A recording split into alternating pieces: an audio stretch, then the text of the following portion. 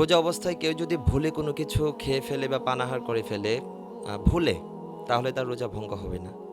কারণ সে ভুলে কাজটা করেছে, আল্লাহ তাকে খাওয়াইছেন, আল্লাহর মর্জি হয়েছে বিদায় আল্লাহ এই কাজটা ওই বান্দা থেকে সংগঠিত করেছেন।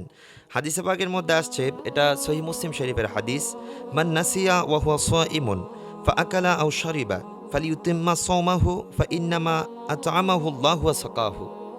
আমার নবীজি বলছেন, মান নাসিয়া, যে ব্যক্তি ভুলে গেল, ওয়া হুয়া সাইমুন, এমত অবস্থায় সে রোজা, অর্থাৎ রোজাদার রোজা অবস্থায় ভুলে গেল সে যে রোজা আছে, ফা আকালা, সে খেয়ে ফেললো, আও সারিবা, অথবা প্রাণ করে ফেললো, ফালি ইউতিম্মা সৌমা, আমার নবী বলছেন সে যেন তার রোজাকে পরিপূর্ণ করে।